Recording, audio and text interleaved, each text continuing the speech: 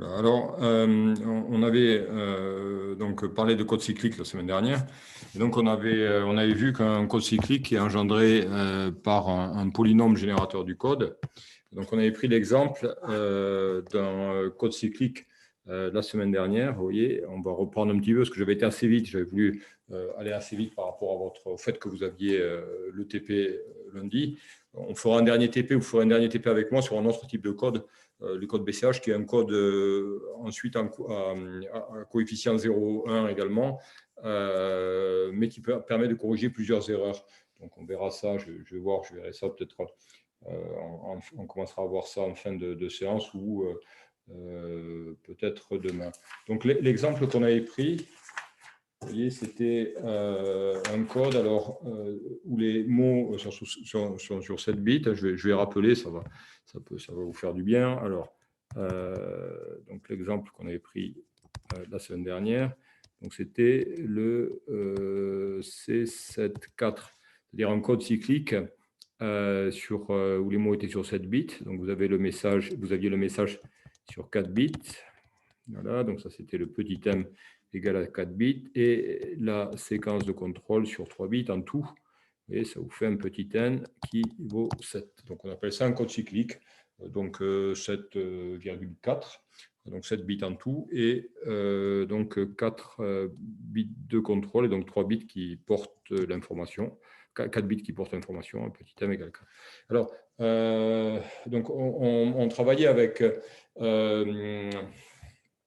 une notation polynomiale, c'est-à-dire qu'on associe un polynôme aux éléments binaires. Donc, on a vu un petit peu l'isomorphisme entre voilà, un corps d'extension de type, par exemple, CG de 3, et puis les polynômes qu'on va lui associer, donc des polynômes de degré 2, tous les polynômes possibles de degré 2. Et comme ça, vous voyez, si on fait l'isomorphisme avec CG de 3, on peut remplacer tous les éléments de CG2 à la puissance 3 par des polynômes de degré 2.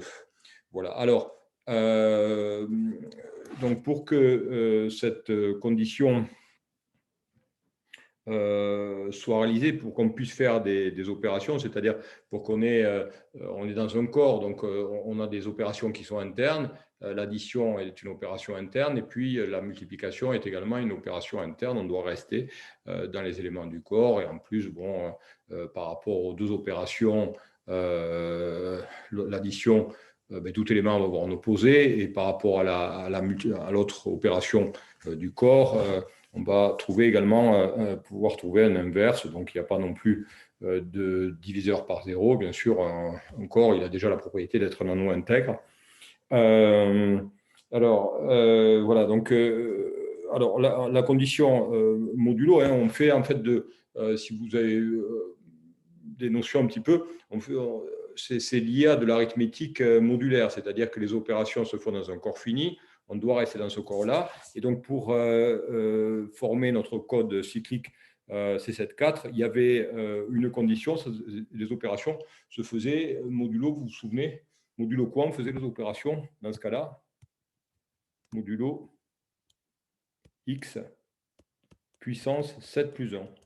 C'est-à-dire que x puissance 7 plus 1 vaut 0. Et donc, quand vous trouvez x puissance 7, si vous voulez, ça donne 1. Je vous rappelle que les coefficients, vous voyez, le corps de base, c'est CG2. Donc, c'est un sous-corps du corps d'extension CG2,3. Hein. Les coefficients étaient dans CG2. Voilà. On avait choisi comme polynôme. Alors, il fallait trouver comme polynôme, vous voyez, on prenait polynôme générateur. On avait vu que ça devait être un diviseur de x7 plus 1. Vous voyez, un diviseur de x7 plus 1, et ça c'était la condition, je vous avais dit que c'est la condition nécessaire et suffisante pour former un code cyclique. Donc c'est que le polynôme générateur qui permet de générer tous les mots du code cyclique, ce soit un diviseur de x7 plus 1. Et justement, on a des tables qui nous permettent de trouver les diviseurs de x7 plus 1 avec comme corps de base le corps CG2 qui est constitué de deux éléments 0 et 1. Vous voyez, c'est les coefficients des polynômes. Voilà, donc la condition nécessaire et suffisante pour former un code cyclique, c'est que le polynôme générateur, ce soit un diviseur de x7 plus 1, plus généralement de xn plus 1 dans le cas général. Lorsque on a un nombre n de bits, pas forcément égal à 7. Alors, je trouve que c'est mieux de prendre des exemples, c'est plus parlant. Voilà, c'est déjà un petit peu compliqué, donc c'est quand même, ça reste mieux de prendre des exemples. Alors, ce polynôme générateur, un diviseur de x7 plus 1, et qui permettra de générer, alors on n'a pas trop vu pourquoi, mais qui permettrait de générer tous les mots du code. On a vu qu'il en existait, je vous en avais donné un, que j'avais appelé G de x, et qui valait x3 plus x plus 1. Alors, ce polynôme, en fait, il est capable de générer le corps, tous les éléments du corps CG de 3. Alors, si on travaille sous forme polynomiale, on mettrait que le corps qu'il va générer, vous voyez, on va l'écrire comme ça. On va mettre GF. Alors, GF ou CG, c'est pareil. GF, ça veut dire en anglais, ça veut dire Galois Field. Voilà. Et donc, ça, c'est l'anglais. Et lorsqu'on met CG, c'est corps de Galois. Voilà. Et alors, on a vu que ce polynôme, qui était un polynôme, on avait montré que c'était un polynôme donc qui était irréductible dans CG2, c'est-à-dire qu'il n'a aucun des éléments de CG2 comme racine, ni 0 ni 1, vous le voyez rapidement, vous remplacez x par 0, vous tombez sur 1, vous remplacez x par 1, et ça vous donne 1 également. Donc 0 et 1 ne sont pas des racines, donc on parle ici de polynôme irréductible. Ce polynôme est irréductible, il est générateur, et en plus, c'est un polynôme irréductible dans CG2, qui est le corps de Galois de base. Alors, le CG2, il est bien approprié lorsqu'on fait des transmissions télécom, puisqu'elles sont souvent binaires. Et donc, les bits 0 et 1 peuvent aussi être, dans ce cas-là, les coefficients des polynômes que j'associe au message. Donc, on travaille souvent en coefficients dans CG2. Alors, pas tout le temps, hein. Il y a des fois où on va aussi travailler avec des coefficients qui sont dans des corps d'extension. Donc là, c'est le corps de base CG2 constitué des éléments 0 et 1. Et donc, ce polynôme-là, il se trouve qu'il est réductible, hein, puisque 0 et 1 ne sont pas racines de G de x. Et on a vu que ce polynôme était également générateur, c'est-à-dire qu'il peut générer l'intégralité du corps, les 2 à la puissance 3, combinaisons possibles de 3, 1. Voilà, donc ça, chose également importante. Voilà, et donc tous les mots du code cyclique vont être des multiples de G de x. C'est-à-dire que n'importe quel mot, alors je ne sais plus comment je les avais appelés, si je les avais appelés Q, les mots, attendez, alors je vais voir, voilà, je les avais appelés P de x. P de x appartient, si vous voulez, à mon code, à C7, donc 4, si P de x peut se mettre sous la forme G de x, voilà, multiplié par Q de x. D'accord. Donc G de x, c'est le polynôme générateur, c'est le générateur du code. Voilà.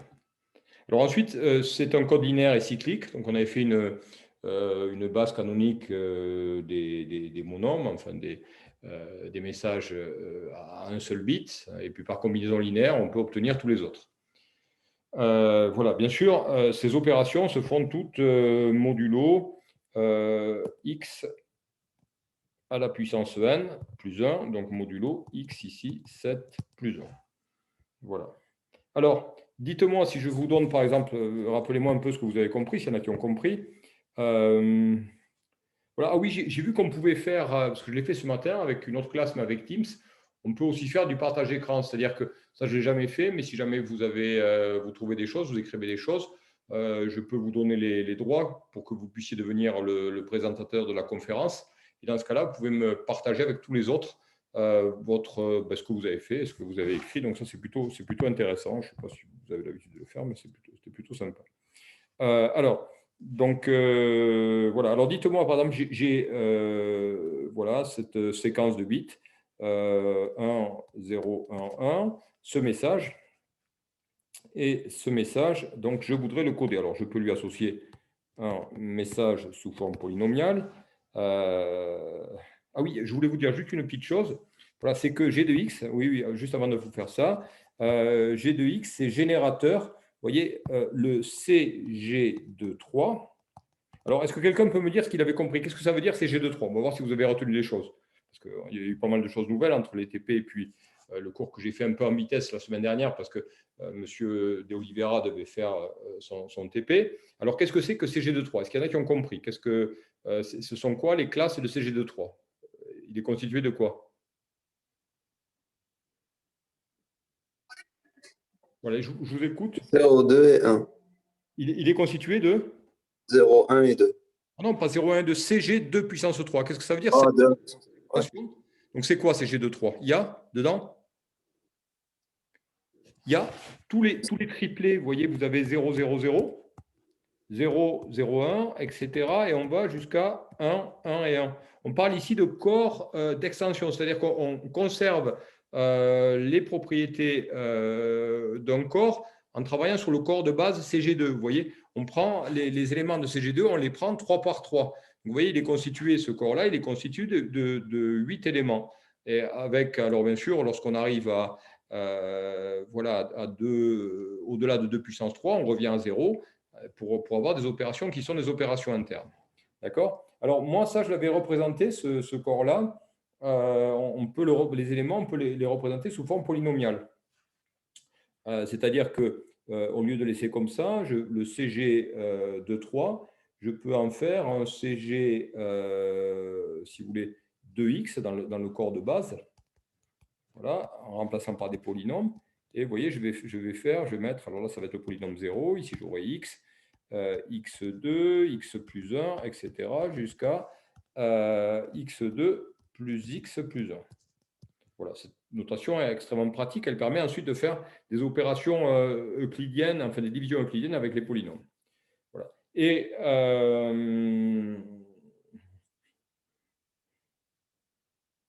alors, attendez, non, c'est pas ça que je voulais vous dire. C'est non. Alors, voilà. On peut, dans un premier temps, on va voir après ces notations-là. Dans un premier temps, on peut associer un polynôme. Je vous ai dit, voilà, on va faire ça, on va le faire dans l'ordre. On peut associer un polynôme. Là, ce serait le polynôme nul, le polynôme x. Ensuite, si vous avez ici 0, 1, 0, ici vous avez x. Pareil. Polynôme 1. Vous voyez, x plus 1. Avec ça. C'est le polynôme 1, c'est pas le polynôme x. Oui, c'est le polynôme 1, excusez-moi, c'est pas le x, c'est le polynôme 1. Ici, et le x, il est ici, le x2. Voilà. Ensuite, vous auriez x plus 1. Vous voyez, si vous avez 1, voilà, là, vous avez donc x, là, des petits points, x plus 1, etc. Donc, l'isomorphisme dont on a parlé avec des polynômes d'ordre 2. Alors, voilà, ce corps, je peux le construire avec les polynômes. Vous voyez, on peut le construire en faisant la division euclidienne par le polynôme générateur. C'est-à-dire que ce CG de 3, c'est ça qui est vraiment la base un petit peu de tout. Une fois qu'on a compris en fait que ce qu'on a à l'intérieur d'un corps fini, ce sont des classes. Ce n'est pas directement des nombres comme vous avez dans le corps des réels ou le corps des complexes, qui est un corps qui contient un nombre infini d'éléments. À l'intérieur, vous avez des classes. Donc le CG de 3, vous voyez, on peut le reconstruire. On va le retrouver en faisant des divisions de n'importe quel polynôme par le polynôme générateur. C'est pour ça qu'on peut dire que le polynôme est générateur. C'est-à-dire que CG de 3, il se reconstruit à partir du corps de base. Donc CG, alors GF ou CG, c'est pareil. Hein, corps de Galois ou Galois-Field. Voilà, quelquefois je le mets en anglais, quelquefois je le mets en... C'est pareil. On peut faire, vous voyez, du CG2 de X divisé par G de X. C'est-à-dire que ce qu'il faut bien comprendre, c'est que, vous voyez, si je fais des divisions, ça veut dire, ça ici, ça veut dire des polynômes à coefficients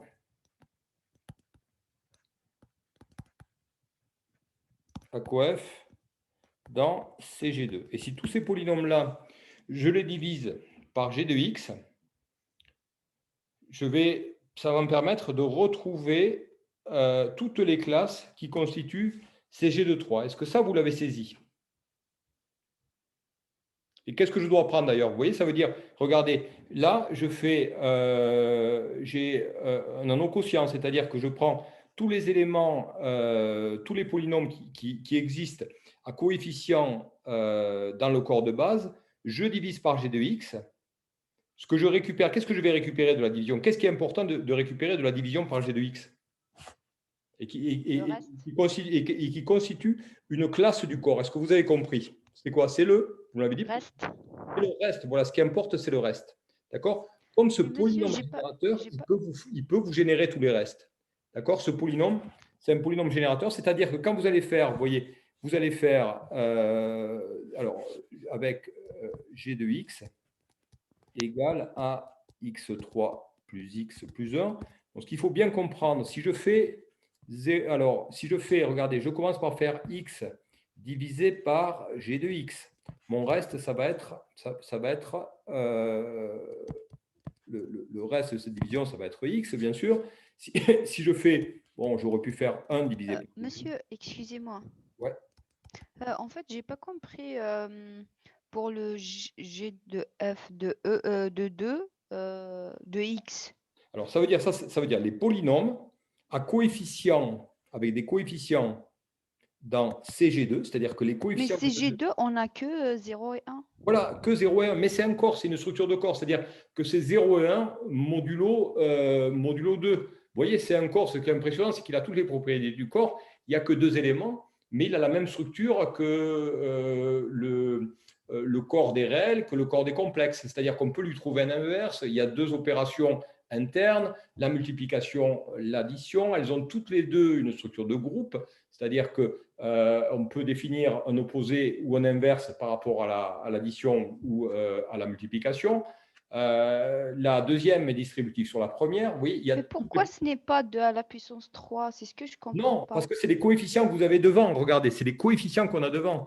C'est ça. Vous voyez, regardez, quand je prends ici x2 plus x plus 1, vous voyez, devant, j'ai le coefficient 1, devant, ici, j'ai le coefficient 1, et ici, j'ai aussi le coefficient 1 devant le x à la puissance 0. Ici, vous voyez, si je prends mon polynôme, alors je vais en prendre un autre, celui-là, il ne me plaît pas trop, mais si je prends celui-ci, vous voyez, le x plus 1, devant le x2, j'ai un 0, devant le x, j'ai un 1, et devant le x à la puissance 0, j'ai un 1 aussi. Vous voyez que les coefficients du polynôme, c'est 0 ou 1. Nous, c'est ce qui nous intéresse. Vous voyez, on va transmettre du binaire. Donc, devant, il va y avoir 0 ou 1. Donc, ici, on parle de corps de base. D'accord? Et ensuite, on va, par exemple, travailler dans CG2-3. Pourquoi CG2-3? CG2-3, c'est des… vous voyez, CG2-3 va être constitué de tous les triplés à 3 éléments dans CG2, de tous les triplés binaires. D'accord? Et ce corps-là, regardez, je peux le décrire intégralement en faisant des divisions de n'importe quel polynôme de CG2 par G de x. Pourquoi? Parce que G de x, c'est un polynôme générateur de l'intégralité de ce corps-là. C'est pour ça ensuite qu'on va pouvoir corriger une seule erreur parmi les 7 possibles. Vous voyez, c'est ça qu'il faut arriver à comprendre. C'est compliqué ce que je suis en train de dire, mais si on arrive à comprendre ça, on comprend tout. Regardez, alors je vous explique. Regardez, si je fais x, je divise par G de x, le reste c'est x. Je fais x2, je divise par g de x, ben, le reste, ça me donne x2. Monsieur, mais on peut dire ça si seulement g de x était un polynôme primitif. Voilà, il faut que g de x soit un polynôme primitif, c'est-à-dire qu'une de ses racines dans CG de 3 soit capable de générer l'intégralité du corps. Et ça, on l'a montré la semaine dernière, on a montré que si je prends une racine de g de x, alpha au cube plus alpha plus 1 égale à 0, elle génère l'intégralité par ses puissances. Ouais. Alpha 0, alpha 1, alpha 2 jusqu'à alpha 7, elle génère l'intégralité du corps. Et ce qu'on peut voir aussi, remarquer ici, et c'est pour ça qu'il est primitif, donc déjà pour qu'il soit primitif, il ne faut pas qu'il ait 0 ou 1 comme racine, et il faut qu'il soit de degré, le même degré que le CG de n, c'est-à-dire que son degré à lui, donc là le degré K de G c'est 3, le CG de K qui va engendrer, donc c'est G2 à la puissance 3. Vous voyez, regardez, je vous montre les restes. Après, je fais par exemple x cube divisé par G de x. Alors, je dois les avoir, voilà, si je prends, je vous les calcule, je vous les donne tous, vous allez voir, parce que je les ai calculés, on les a dans la base. On a un reste qui vaut x2 plus x plus 1. Si vous faites ensuite x4 par g de x, vous allez trouver que le reste, voilà, à nouveau. Alors, attendez, il faut que je les trouve. Non, ils ne sont pas ici. Voilà, si je fais. Alors, voilà, x3 plus x, excusez-moi. Alors, si je fais x3, non, c'est x plus 1 ici. Le reste, c'est x plus 1. Vous voyez, si je divise ensuite x4 par g de x, hein, bon, ça, vous avez vu comment on fait, c'est rien à faire. C'est pour vous montrer que ça va engendrer tous les restes. Vous voyez, x2 plus 1. Et si je fais ensuite x5 divisé par g de x, r de x égale à x2 plus x plus 1, x6, vous voyez, égale par g de x. Je vais trouver un reste qui vaut voilà, x2 plus 1, x, et puis vous voyez, si je fais x7, je reviens. C'est-à-dire, je fais x7, vous voyez, j'ai engendré tous les restes. Ensuite, si je fais x7 par g de x, ben, x7 par g de x, je vais revenir à 1 puisque x plus 1 est égal à 1. Donc, je retrouve un reste qui vaut r de x. D'accord, égal à 1, etc. Mais après, même si je prends un polynôme super compliqué, vous voyez, si je prends x8 plus x7 plus x5 plus x plus 1, que je divise par g de x, ben, qu'est-ce qui va se passer? Je vais trouver un de ces, donc là je vais le 1, je vais trouver un des 7 restes possibles. Vous voyez, j'en ai 7 ici. Voilà. Et vous en avez 7 comme les éléments de CG étoile de 3. Donc là, 7 restes de la division euclidienne, 7 restes possibles. Et ça, c'est les classes d'équivalence du corps, ou les classes résiduelles. On dit, les mathématiciens, ils parlent de classes résiduelles du corps. Vous voyez, ça engendre l'intégralité du corps.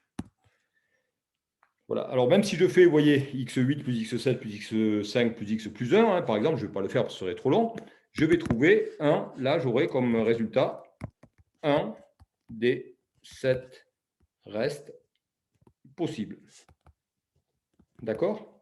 Donc, on dit que ce corps-là, alors, vous voyez, on va le noter, G de F, entre parenthèses 2 de x divisé par G de x, ce serait, on appelle ça, les mathématiciens, ils appellent ça un corps quotient, on quotiente, c'est-à-dire qu'on divise par G de x et on garde le reste, la classe d'équivalence et le reste, vous voyez, et on engendre l'intégralité de ces G de 3. C'est pour ça qu'on dit que ce polynôme-là, il est générateur.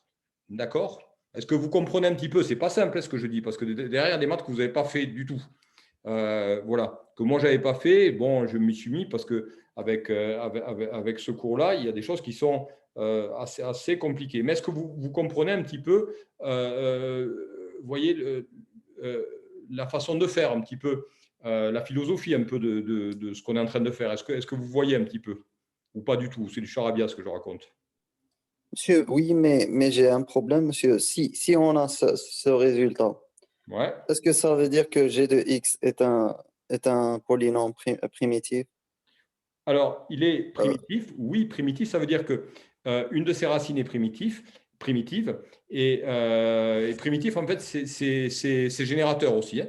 C'est-à-dire que sa racine est primitive et du coup, bien sûr, le alpha 0, alpha 1 jusqu'à alpha 7, ça donne l'intégralité, jusqu'à alpha 6 plutôt, ça donne l'intégralité du corps. D'accord? Et sous forme polynomiale, si vous voulez, les restes de la division euclidienne de n'importe quel polynôme à coefficient dans ces G2, c'est-à-dire à coefficient égal à 0 ou à 1, ben, ça vous donne un des restes de la division euclidienne, c'est-à-dire soit ça vous donne 1, x, x2, x plus 1, x2 plus 1, etc. Et donc, ça vous génère l'intégralité du corps. Et ça, il n'y a pas beaucoup de polynômes générateurs lorsqu'on travaille dans le corps de base CG2. C'est ce qu'on va voir, c'est ce qu'on va voir un peu plus tard. Voilà. Alors, si je prends un g', un autre polynôme, et je le divise comme ça, et je trouve cette liste, Voilà. Je peux dire que ce polynôme, il est Il primitif.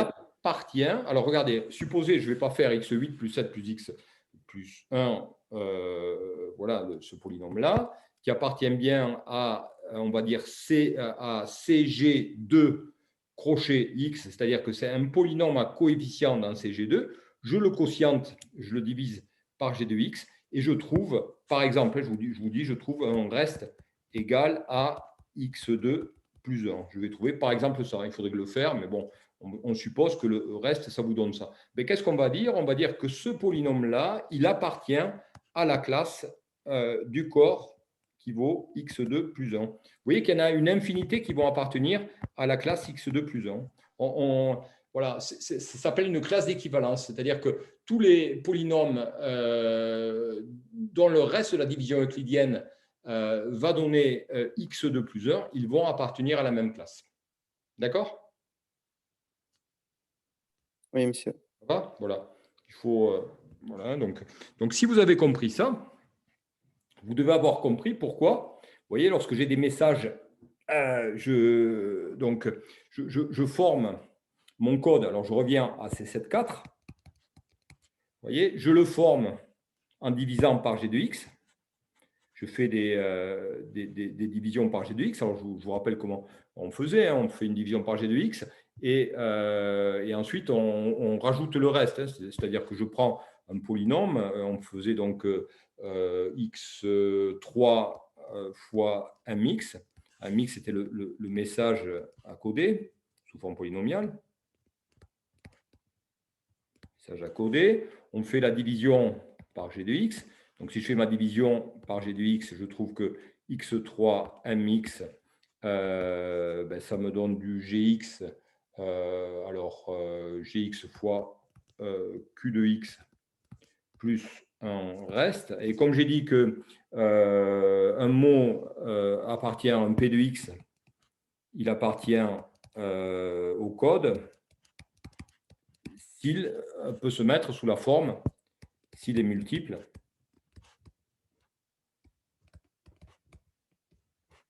s'il est généré par G de X, donc multiple de G de X.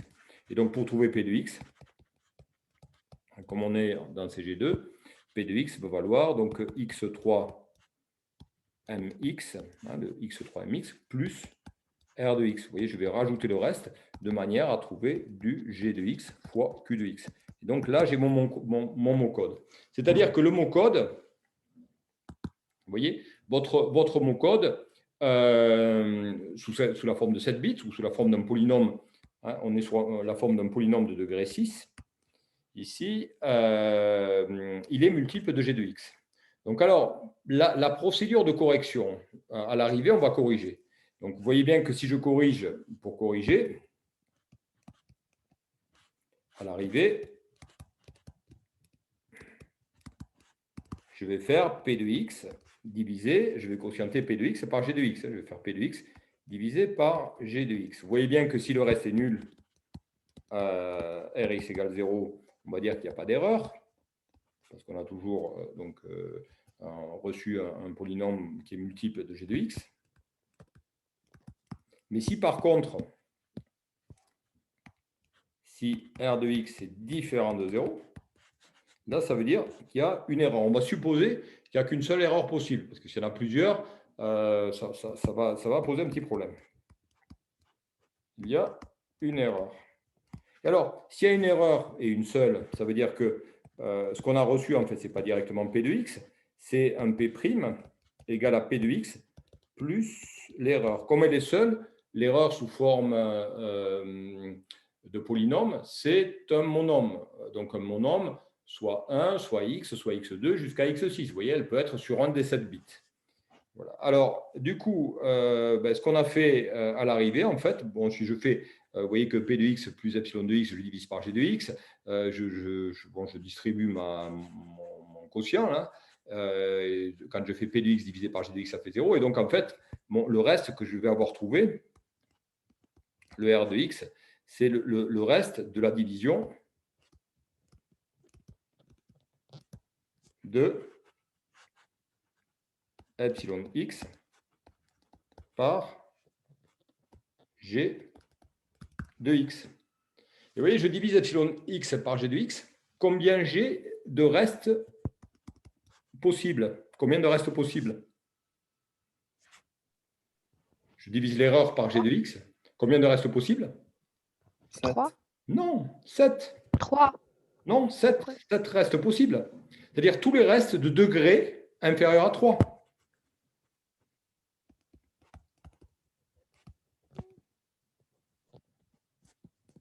Puisque g de x a un degré égal à 3, donc tous les restes de degré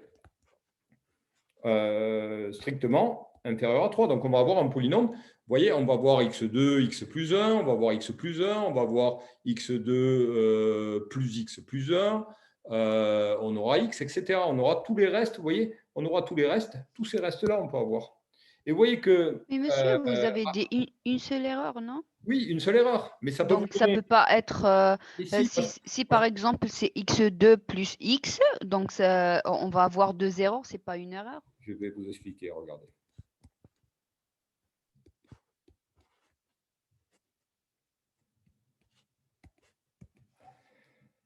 Voilà, votre erreur, elle peut être sur un des...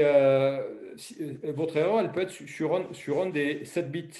Donc, si l'erreur est là, vous voyez, ça veut dire que epsilon x vaut x5.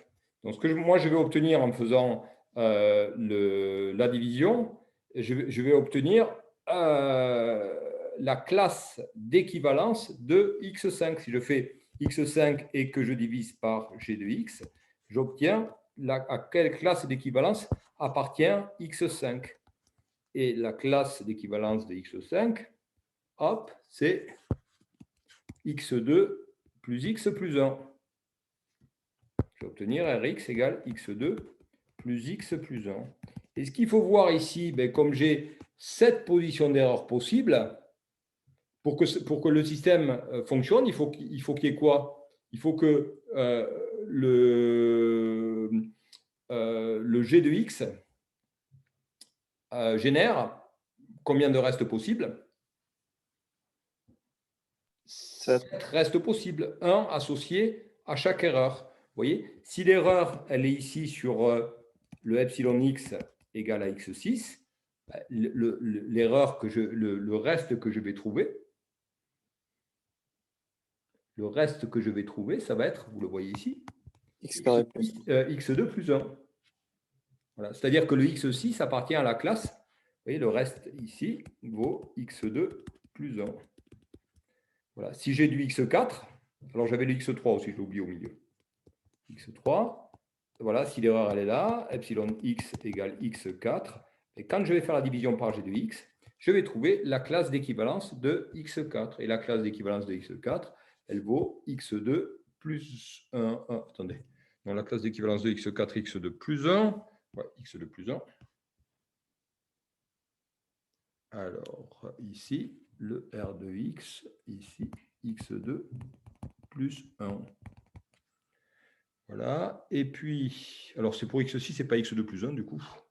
Ça va être autre chose. J'ai dû faire une petite erreur pour x6. Ah ouais, non, j'avais dû, dans mon truc, j'ai dû faire... attendez, il doit y avoir une petite erreur ici. Juste, attendez, je la corrige. Dans la table, ici, parce que j'avais fait la division, je vais faire une erreur. Pour x2, x plus 1, et pour x4. Ouais, pour x4, ça fait x2 plus x, en fait, ici. C'est x2 plus x. Voilà, il y a une petite erreur. Donc, on a fait toutes les divisions rapidement. Voilà, x2 plus x. Voilà, donc si j'ai du x4, ça donne il appartient à la classe d'équivalence x2 plus x, et le x6 appartient à la classe d'équivalence x2 plus 1. Donc là, x2 plus x. Et bien sûr, le x3, qui correspond à la division par x3 plus x plus 1, si on divise x3 par x plus 1, on va forcément trouver x plus 1. D'accord, on reste égal à x plus 1. Donc x plus 3 appartient à la classe x plus 1. Et puis tous les autres, ensuite, vous voyez, quand je divise, c'est directement le reste. Vous voyez, x2 plus x, ici j'avais x2, x et puis x puissance 0. Hein. Voilà, donc, le reste associé à x2, c'est donc x2, celui associé à x, c'est x, et celui associé à x0, c'est 1. D'accord? Alors, vous voyez que pour que ça marche, il faut obligatoirement que, pour que ça fonctionne, pour que ce code, donc pour qu'un code, alors on va l'appeler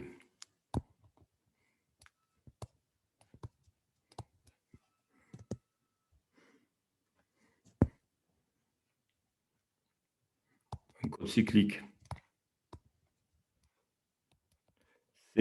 CNM puisse corriger, donc sans équivoque, hein,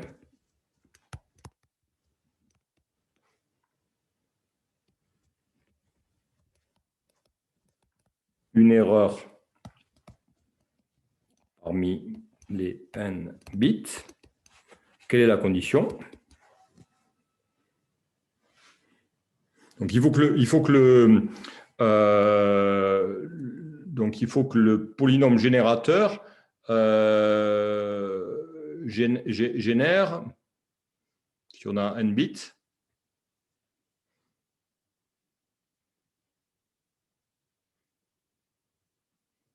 vous voyez, il faut qu'il génère le polynôme générateur. Quoi? Il faut que g de x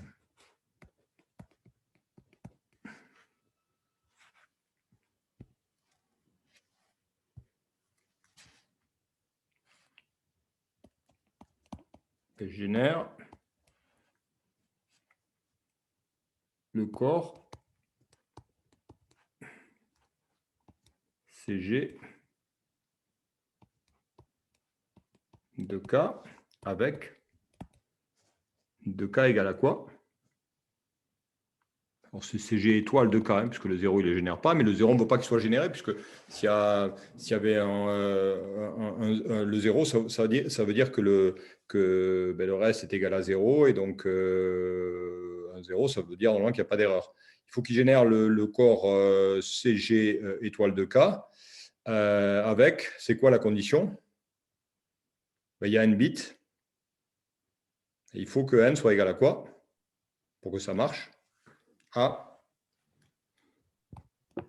autant d'erreurs possibles que de restes possibles. Lorsque je fais la division d'un polynôme par g de x, il faut que j'ai autant de restes distincts que d'erreurs possibles sur les n bits.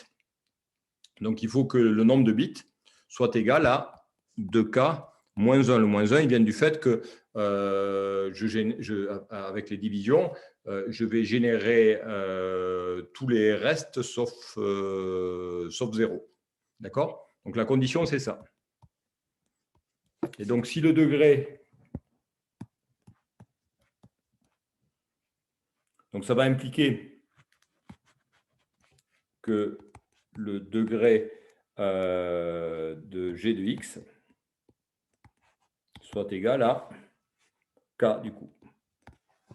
D'accord? Donc, vous voyez, ce système il a fonctionné à condition d'avoir le nombre total de bits qui puisse se mettre sous la forme de k-1 et du coup que le degré de g de x soit égal à k.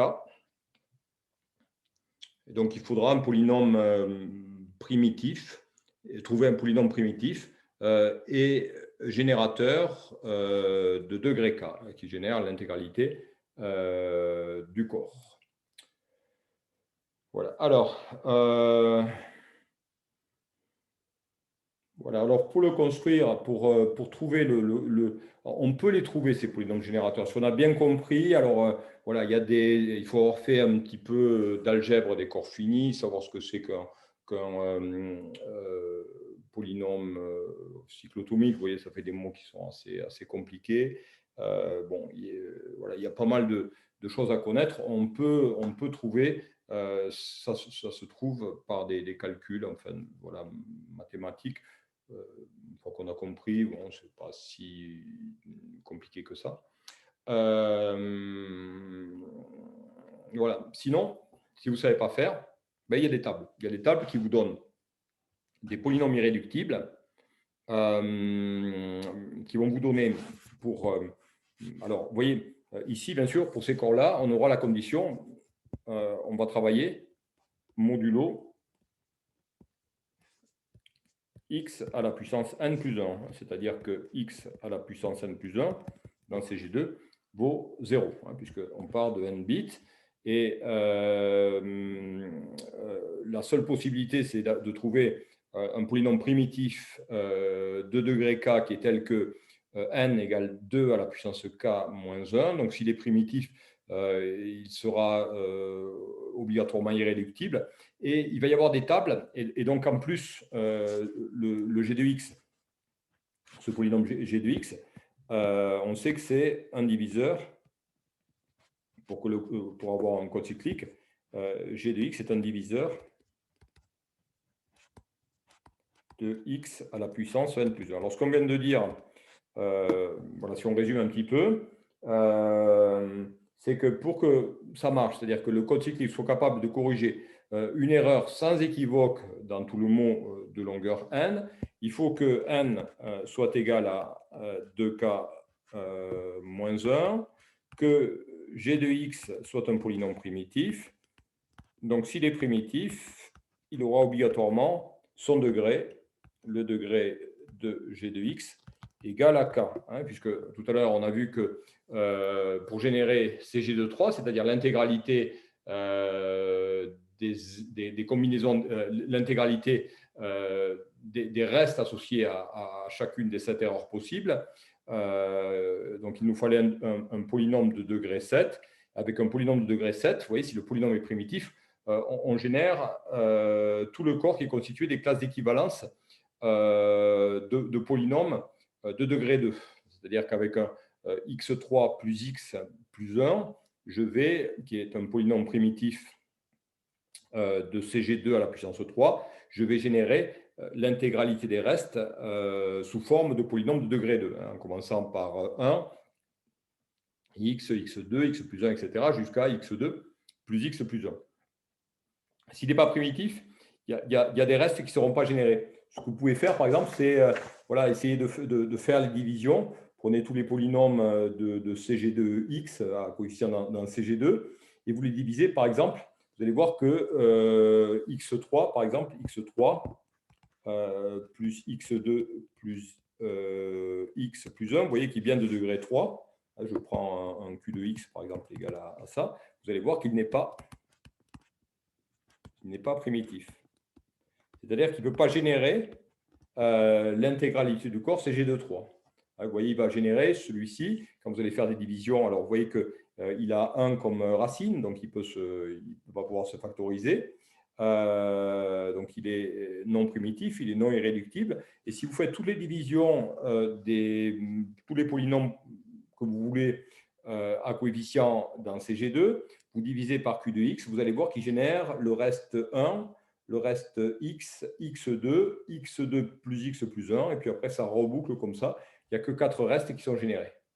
Par contre, on peut remarquer également que on verrait que le x2, alors je ne sais pas Q, G, comment je pourrais l'appeler, le G' de x égale à x2, x3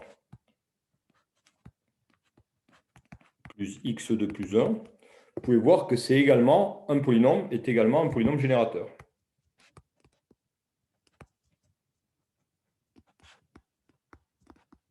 Primitif, donc forcément irréductible. Donc il est capable de générer 7 restes, c'est-à-dire qu'il génère CG de 3 également. Pas dans le même ordre, c'est-à-dire que bien sûr, quand vous allez faire les divisions, là vous aviez x2 plus x plus 1, là j'avais x3 plus x plus 1, là j'ai x3 plus x2 plus 1, je ne vais pas générer des restes dans le même ordre. Donc il faudrait une étape de correspondance entre le reste et puis l'erreur. Voilà, mais il va les générer tous. Voilà, donc Mais ça, monsieur, celui-ci. comment il va corriger l'erreur?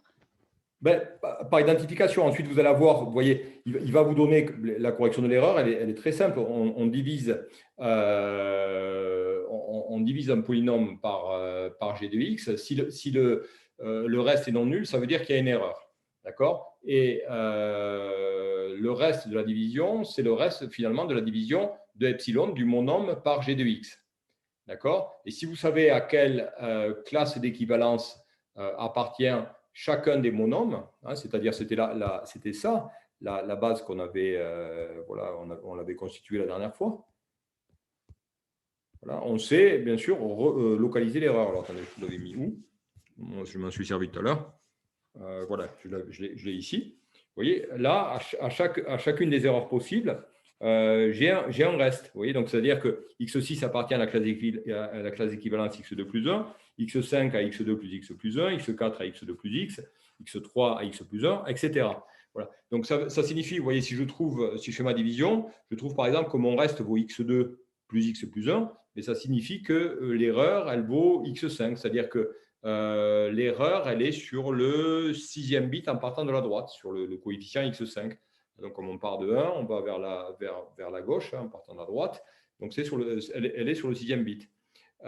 Si je trouve une erreur qui vaut x2 plus 1, elle est sur le bit de poids fort, donc sur le 7e bit.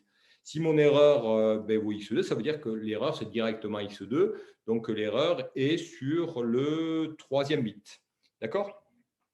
Ou x2 plus x plus 1, 2e bit plutôt, hein, ici, si j'ai x2.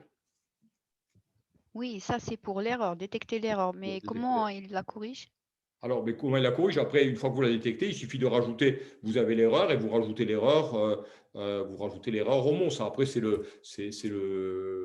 voulez, c'est l'algorithme que vous avez à l'intérieur qui va, voilà, il traite des 0 et des 1, il fait ses divisions euclidiennes et ensuite il vient rajouter. Par exemple, il trouve que l'erreur, c'est x6. Si au mot je rajoute x6, ça enlève l'erreur. Hein. C'est-à-dire que si le x6 vaut 1, voilà, si j'ai fait une erreur, enfin, si le bit à la position de x6, donc à la 7e position, valait 1, si je trouve 0, vous voyez, je vais rajouter 1 au 0 et ça va me redonner 1. Hein. Vous voyez, on rajoute l'erreur à l'erreur et ça enlève l'erreur, si vous voulez, puisqu'on fait les additions modulo 2. D'accord? Donc ça, c'est le truc, c'est de la détecter, d'arriver à détecter qu'il y a une erreur et éventuellement à la localiser. D'accord?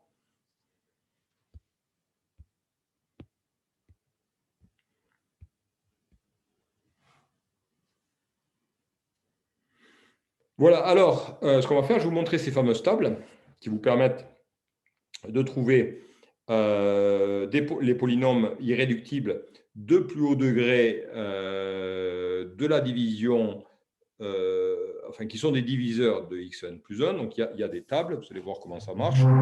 Voilà, alors, hop, je vous les montre. Voilà. Est-ce que vous voyez attendez, à l'écran, voilà, j'ai. Hop. Alors, est-ce que si je fais ça, pourquoi ça me. Je vais plutôt l'ouvrir avec. Bon.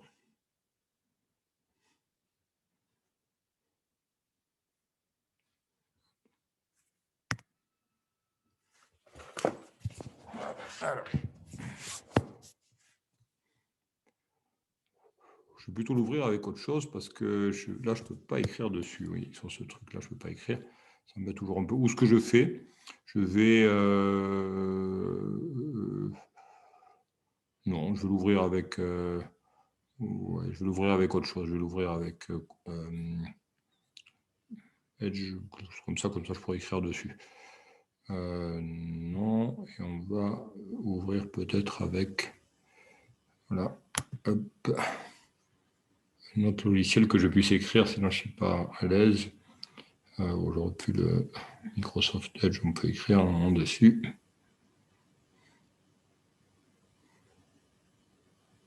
Alors par contre, il faut tourner. Alors faire pivoter. Hop, voilà, ce qui m'a tout fait pivoter, ce serait pas mal. Ah, voilà, c'est bon. Alors,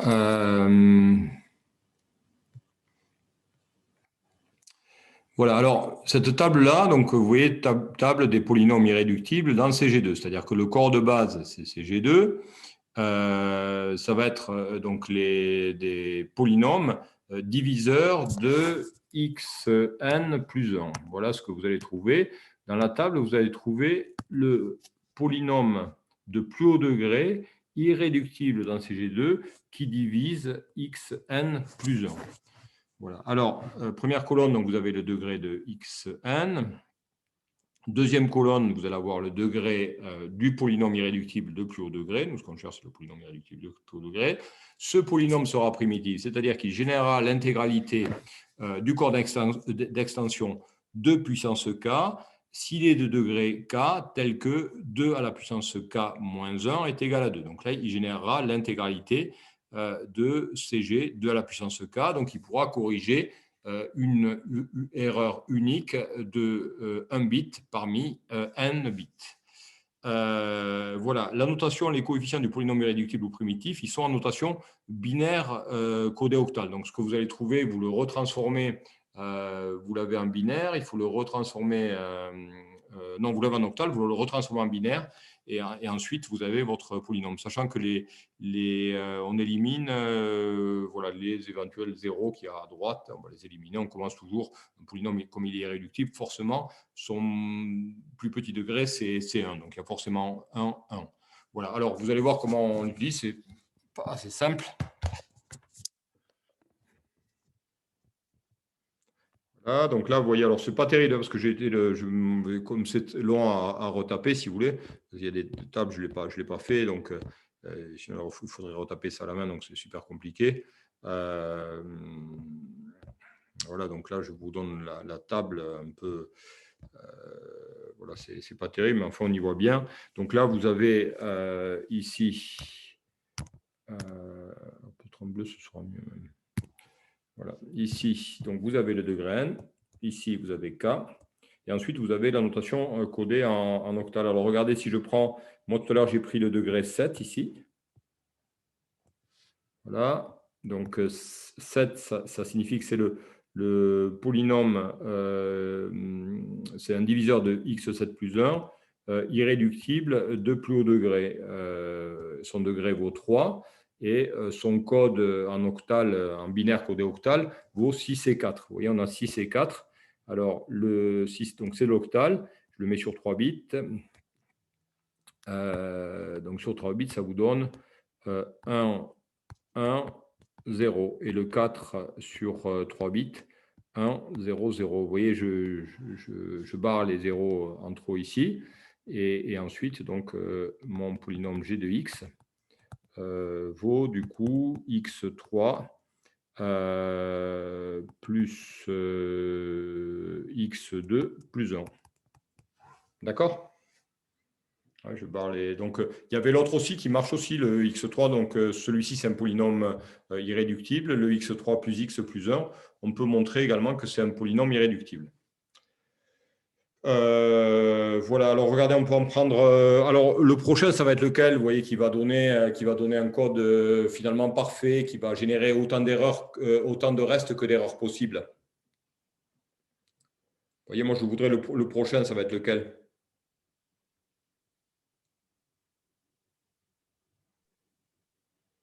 À votre avis, si je veux faire toujours un code cyclique de type C, N, M. Donc là, j'ai pris le degré 7. Je voudrais continuer dans la liste et trouver le prochain polynôme générateur d'un code de degré plus élevé, mais d'un code parfait, c'est-à-dire un code comme celui que je viens d'étudier, qui est capable de me corriger une erreur parmi les n bits. C'est lequel le prochain? Le 15.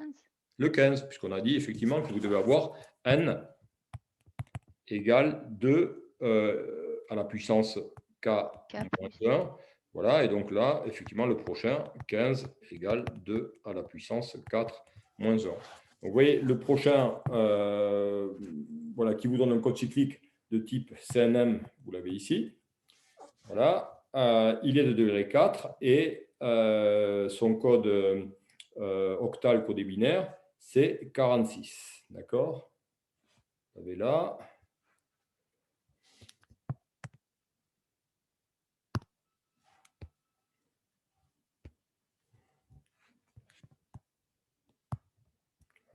je vais changer de couleur, du coup, comme ça ne se mélangera pas. Voilà, vous l'avez ici. Donc, voilà, on va aller à un endroit où il y a un petit peu de place. On va peut-être se mettre ici. Hop. Voilà, donc j'ai n égale 15, k du coup qui est égal à 4. Et vous voyez, pour décoder, pour trouver le polynôme générateur, ben c'est de l'octal codé binaire. Donc chaque symbole en octal, je le code ensuite en binaire. 4, ça donne 1, 0, 0. Et 6, 1, 1 et 0. Voilà. Je barre le dernier 0. Voilà, et j'ai mon code, mon polynôme générateur. X à la puissance 4. Voilà, qui vaut x puissance 4 plus x plus 1. D'accord? Et ce code-là, il va générer le code cyclique. Vous voyez, il va permettre d'engendrer le code cyclique C15 11 du coup. Hein, le message sera sur 11 bits puisque vous avez K qui vaut 4, N qui vaut 15. M va valoir vaut N moins K. Donc N, M, le message sur 11 bits. D'accord? Voilà, on va essayer de le former. Je vais un petit exercice. Je vais vous faire me donner Pardon, monsieur. Comment?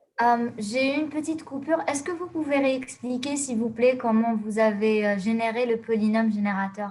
Alors, j'étais dans la table. Alors, c'est vous qui m'aviez dit, bon, mais le prochain qui pourra faire un code parfait, c'est-à-dire qu'il sera capable de corriger une erreur parmi n bits, ça va être le code qui possédera un nombre total de bits avec la séquence de contrôle de 15, puisque là, je vais avoir la condition n égale 2 à la puissance k-1 qui est réalisée. Le k, donc degré du polynôme générateur vaut 4. Vous voyez, donc le degré, je l'ai ici, il vaut 4. Et puis le code ensuite de ce polynôme ici irréductible de degré 4, qui est du coup un polynôme primitif, puisque n est égal à 2k, 2 puissance 4 moins 1. Le code vaut 4 et 6 en octal.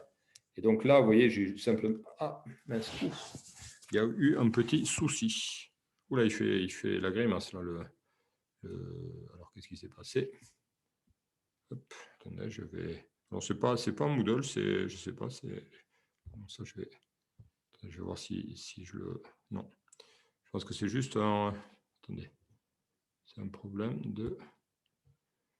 Non, irréductible. Je vais le fermer, puis on va revenir dessus. Alors... Parce que là, j'ai toujours le contact avec vous, c'est-à-dire que parce que j'ai mon écran qui est parti, là, j'ai plus le... Voilà, mais vous m'entendez toujours et vous voyez toujours l'écran de mon ordinateur? Oui. Voilà. Oui, toujours. Vous risquez de plus voir l'écran de l'ordi, mais par contre, vous allez toujours m'entendre a priori. Je vais fermer, je vais voir. Je vais quitter, je vais... Hop, voilà.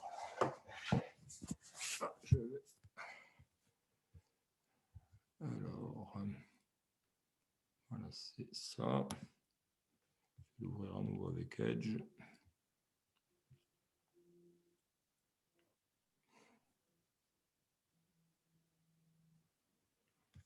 La petite rotation. Voilà.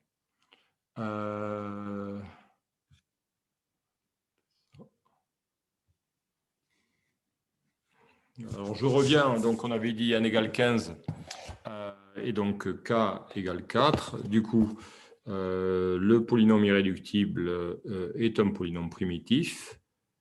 Là, j'avais dans la... c'est resté en plus, ça a sauté, mais c'est resté. Voilà, vous l'avez ici. Donc, vous voyez que votre g de x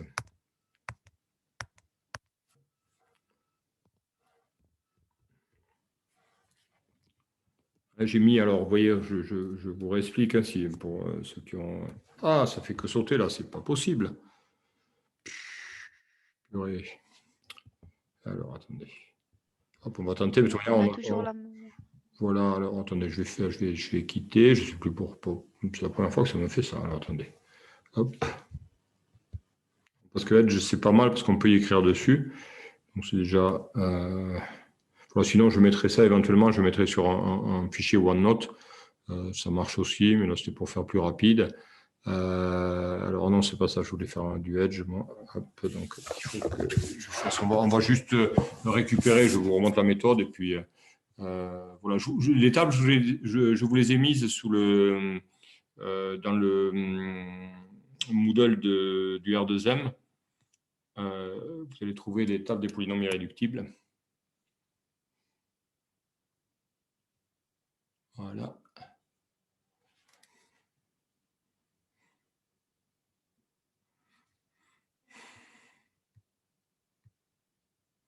Voilà, alors simplement, je vais, voilà, vous voyez doucement, alors, hop. Donc j'ai été chercher dans la table, vous voyez le 15, vous l'avez sous les yeux, hein, vous voyez, donc n égale 15, k égale 4, et ensuite, le code binaire, enfin de l'octal codé binaire du polynôme, c'est 4, 6. Donc le 4, je passe de l'octal au binaire, ça me fait 1 suivi de 2 zéros, et le 6, 1, 1 et 0. Donc si je considère que le 6 est de l'octal, donc sur 3 bits, 1, 1, 0, et on a dit qu'on barrait les bits de droite. Donc, vous voyez, ça vous fait un G de X, un polynôme générateur. Donc il y a 5 bits en tout, le degré vaut 4. Le dernier bit vaut 1. Le bit de poids fort, c'est donc x puissance 4. Et ensuite, vous avez un 1 devant le x. Voilà. Et donc, g de x vaut x4 plus x plus 1. Vous voyez, vous avez compris comment ça fonctionne. Alors, par exemple, après, celui qui va également être primitif et qui va permettre d'avoir le même type de code parfait cyclique simple, ça va être vous avez le 31 ici aussi. Voilà, ici, n égale 31. Vous voyez, n égale 31, k vaut 5, et ensuite, le code, ça va être du 4, 5. 4, ça va être 1, 0, 0, et 5, ce sera 1, 0 et 1. Donc là, votre code du polynôme, enfin le polynôme générateur, ça va donc être du x, x5 plus x2 plus 1. Le g de x ici, pour celui-ci. Je vais essayer d'écrire dessus peut-être. Je vais voir si ça refonctionne. Donc g de x ici vaut x5 plus x2 et plus 1. Voilà. C'est pas trop bien. Égal x5 plus x2 et plus 1. Là, vous avez un polynôme générateur ici pour le code. Alors, ce serait du C31, virgule, donc 31 moins 5,26. Donc, il a pour polynôme générateur g de x égale x5 plus x2 plus 1. D'accord? Voilà, et il serait capable de corriger une erreur parmi 31, puisque le x5 plus x2 plus 1 est un polynôme primitif, donc il va générer l'intégralité du corps CG de puissance 5 étoiles. D'accord, pas le 0. Voilà. Alors, ce qu'on va faire ici, je vais vous laisser travailler avec le Gx égale x4 plus x plus 1. Il permet de former donc le C15-11. On va revenir donc au cours, et puis on va essayer de voir un deuxième exemple comment on peut travailler avec ce polynôme. Je vais vous laisser me trouver la base. Alors.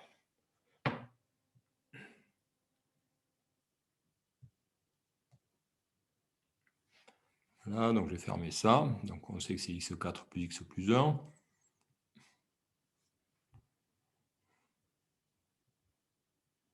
Voilà, et un exemple 2.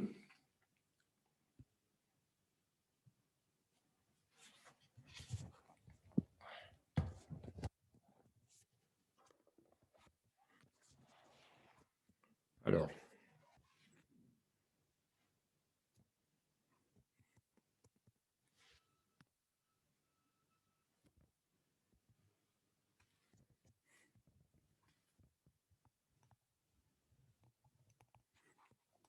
On a vu que donc un diviseur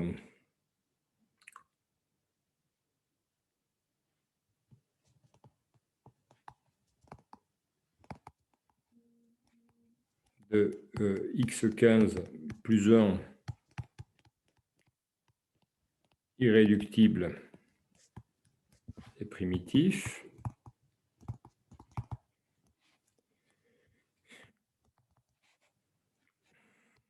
Donc le polynôme g de x de degré 4 égale à x4 plus x plus 1. Voilà, à partir de ce polynôme, moi j'aimerais que vous me trouviez la table, la base canonique du polynôme. Alors vous voyez comment on va constituer, ça va faire un petit exo supplémentaire, parce que bon, voilà, ça sert en même temps de t'aider. Alors on va essayer de chercher la base des messages canoniques. On avait fait ça pour le code C74, donc là le code cyclique.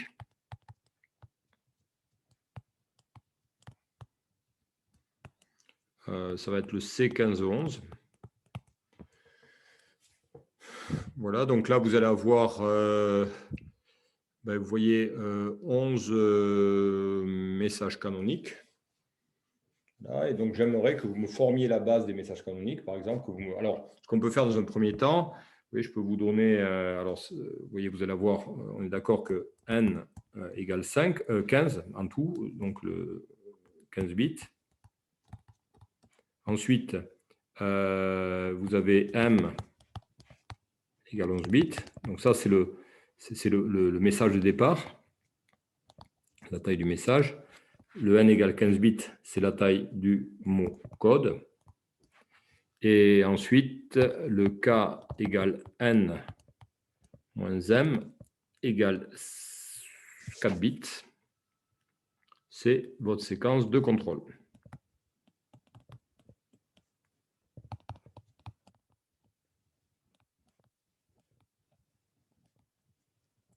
D'accord ? Voilà, alors on va refaire un petit peu la même opération, voir si vous avez compris. Voilà, donnez-moi, alors bien sûr, ce polynôme générateur, il est capable de générer par division, voilà, si on quotiente tous les polynômes à degré, à coefficient dans CG2, on va trouver qu'ils peuvent appartenir à toutes les classes d'équivalence qui sont constituées de tous les polynômes possibles de degré 3 à coefficient dans CG2. Donc, à coefficient, CG2, un coefficient binaire à 0. Voilà, donc vous allez me trouver la base canonique. Je vous laisse faire. Bon, ça vous permet de voir si vous avez compris. Base canonique des messages. Voilà. C'est-à-dire que vous allez partir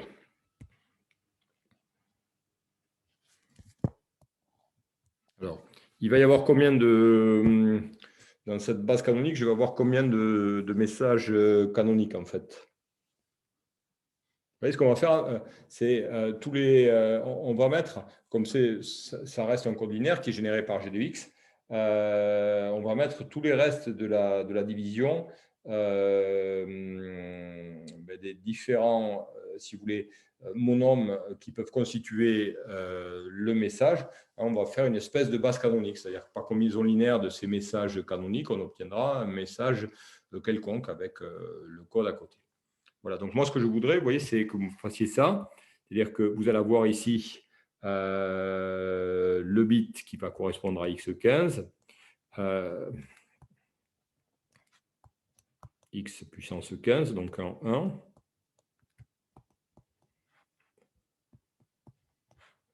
Voilà. Partout ailleurs, vous allez avoir des zéros. Et moi, je veux les 5 derniers bits. Vous voyez, donc là, je vais avoir ça. Et ensuite, alors, ce n'est pas très dur à faire. Hein, si vous réfléchissez un petit peu, c'est relativement simple à faire. Je vais vous laisser réfléchir parce qu'on a vu ça un petit peu la semaine dernière. Et là, vous allez avoir ici, du coup, séquence de contrôle. Là, vous allez avoir 4 bits.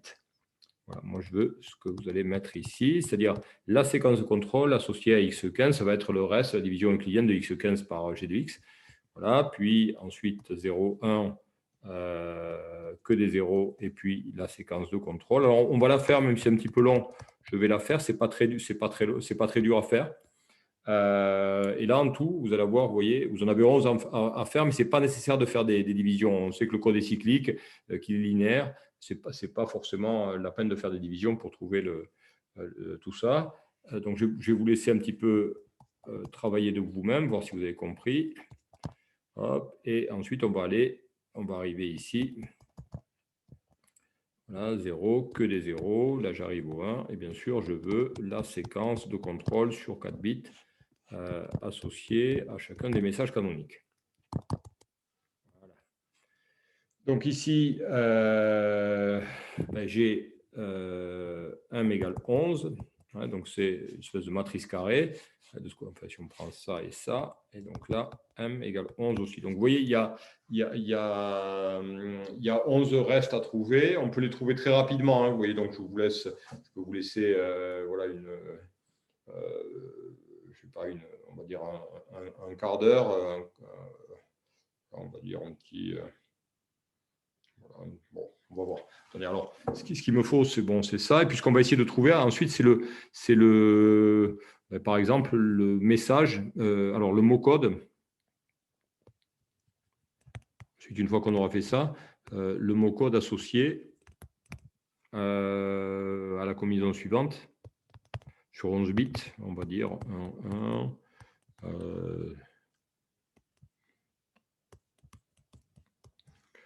Voilà, j'ai plus simple. 1, 2, j'en ai mis quoi, 5, 10, et puis on va terminer par 0. Voilà. Donc le message associé, le mot code associé à ce message. Vous voyez, donc là j'ai un message de 11 bits avec voilà, donc le mot code associé au message suivant sur 11 bits, donc la séquence de contrôle si vous voulez. Donc on va faire base canonique. Donc les divisions euclidiennes, alors ce n'est pas nécessaire, vous savez que le dernier message canonique, c'est ici vous avez g de x.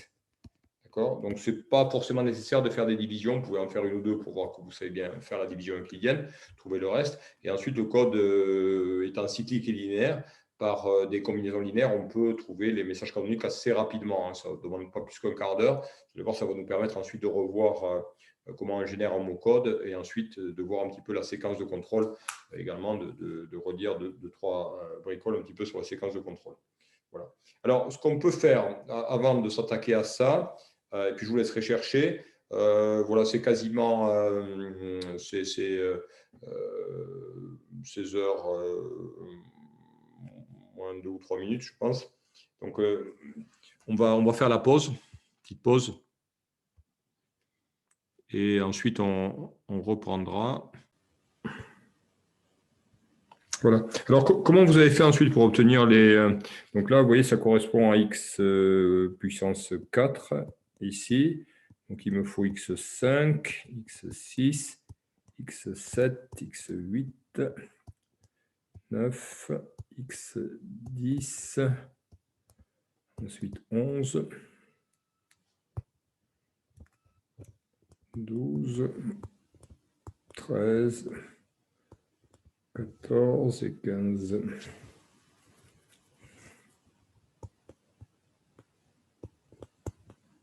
Voilà. Alors, comment vous avez fait pour obtenir les séquences suivantes?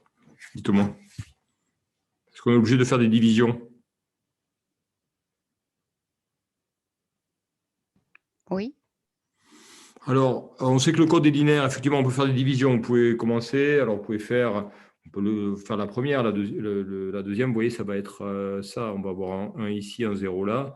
Et puis après, que des zéros partout ailleurs. Hein. Oui, je vais voir ça. Donc là, ce serait x5. Effectivement, si je fais x5 divisé par x4 plus x plus 1, voilà, ça me donne, je fais une division euclidienne. Voilà, coefficient dans CG2. donne 0. Et ensuite, vous voyez, j'ai un reste égal à x2 plus x. Donc là, a priori, j'ai x2 plus x, donc j'aurai 0 ici. Ensuite, 1, 1, puis 0. Là.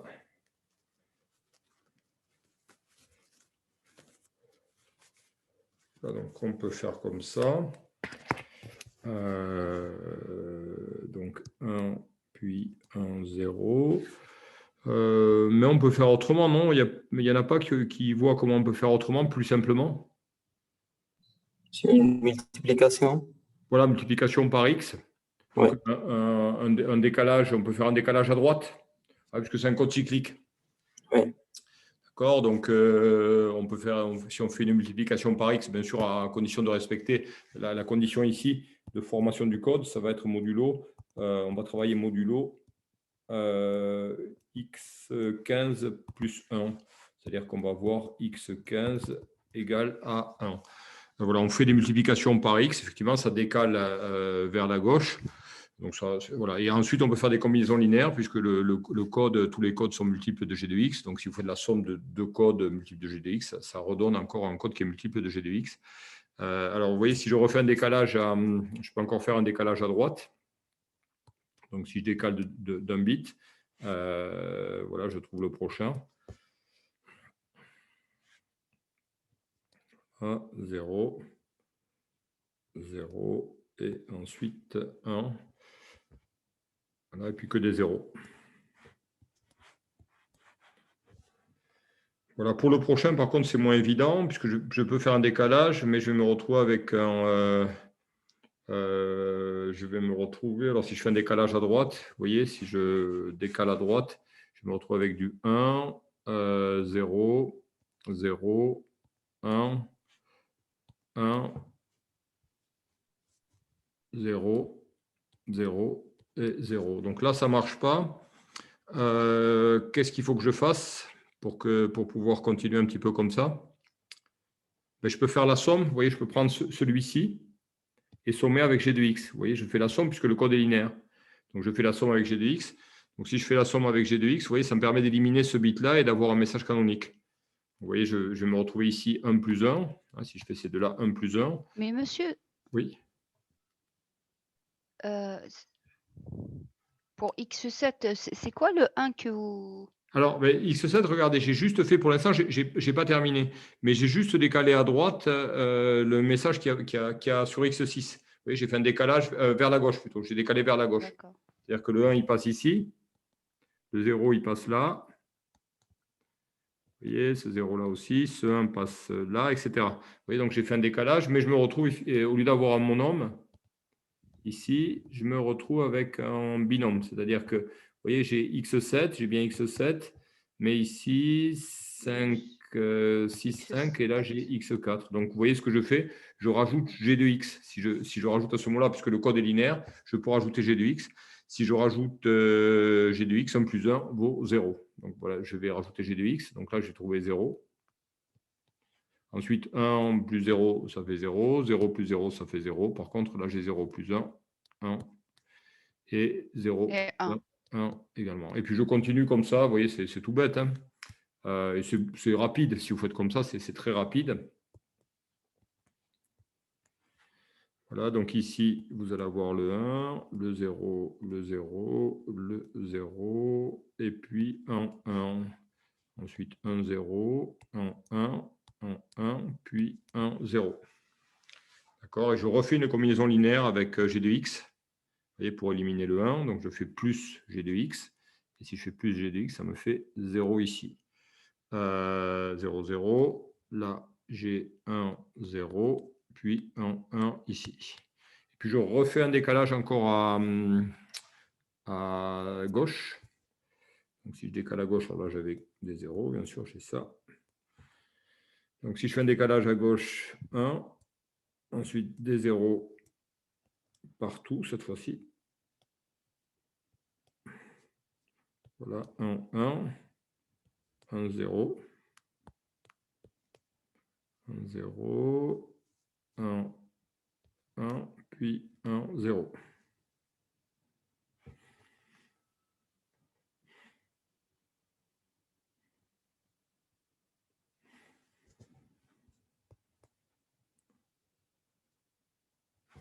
Alors, combien j'ai 0 ici?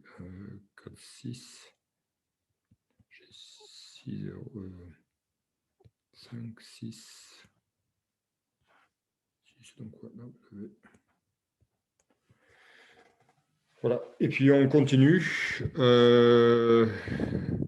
Voilà, donc un 0, des 0, 0, 0, 0, et puis 1, puis 0, puis 1, puis 0, et puis 0. Voilà, je n'ai pas fait d'erreur, ça fait ça. Voilà, et puis après, je fais la somme avec g de x. Vous voyez, donc du coup, ça me permet d'avoir un 0 ici. 0, 1, et puis ça se termine par 1 et 1 à la fin. Vous voyez, donc ça, c'est simple. Ça va vite comme ça. Vous voyez, donc on a un peu l'habitude. Puis ici, hop, des 0.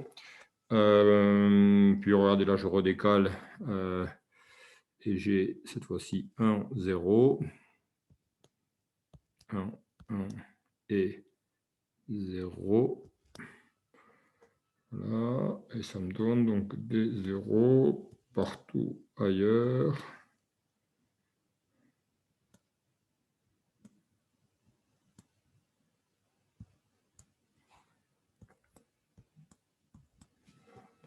Voilà.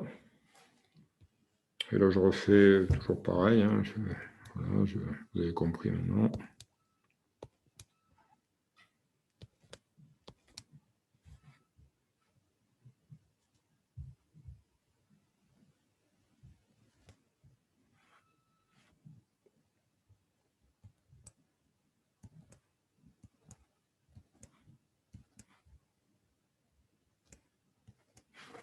Je vais les compter, peut-être mes 1, 2, 3, là j'en ai 4. 8, 9. 9, je vais avoir 2, 0. Monsieur, s'il vous plaît, on n'ajoute pas le x à la puissance Oui, 15. on le fait, bien sûr, on le fait. Je le fais juste après. Donc là, j'ajoute, ça fait 0. Ensuite, là, ça ne bouge pas. Et par contre, ici, je récupère 2 bits à l'état. Voilà. Puis après, je vais avoir ça. Ici, j'ai bientôt fini. Vous voyez que c'est assez rapide, finalement. Ça paraît long, mais c'est plutôt rapide. Et là, j'ai des 0 partout ailleurs. Là. Et voilà. Et donc là, j'ai un 1, un 1, un 1 et un 0. Donc là, pareil, je somme avec le GX. Hop, ça me donne 0. Monsieur, vous êtes trompé. Ah, mince, ça, c'est pas cool. Alors, C'est 1, 1, 0, 1. alors c'est 1. Alors, pour quelle ligne? Pour le dernier que vous avez fait Ah, tout mais à je l'heure. n'ai pas terminé, ça fait 1, 1. 0. Oui, oui, après, j'étais en train de Ah, terminer. Oui. d'accord. D'accord. Les deux derniers, oui, puisqu'il faut que j'additionne, je ne l'avais pas encore fait. Donc là, ça fait 0 et 1. Hein, c'est ça que vous avez trouvé? Oui. Oui, c'est bon, d'accord. Voilà, et puis là, il en reste un dernier. Un dernier, donc le dernier, c'est le X. Je les ai tous faits. Alors, pourquoi je ne suis pas sur le message? Je devrais être sur le 15, non? Monsieur, parce qu'on a 15 bits, c'est Oui, x on à a la 15 bits. puissance Oui, 14. oui, excusez-moi, on a 15 bits. Oui, 15, oui, oui, c'est comme X6, oui, c'est ça. C'est bon, du coup. Voilà. 1. Et ensuite des 0 partout.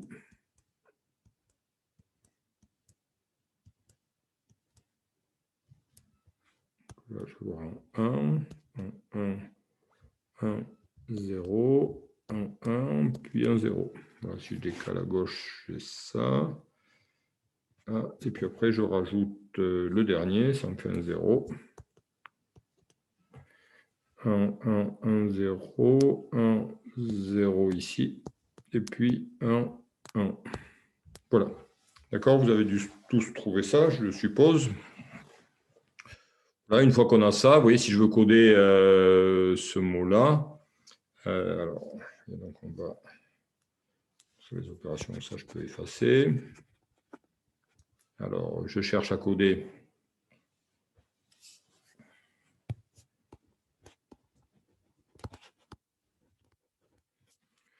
Donc, on veut coder 1, 1, on a dit 0, 0, donc j'ai 5, 0 et 1, 1, 0. Donc, 6, donc on a bien 11 bits, ça va. Alors, là, je vais dans ma Monsieur, table. Oui, je vous écoute. pourquoi on n'a pas continué jusqu'à 15? Non, parce que justement, le message est sur 15 bits.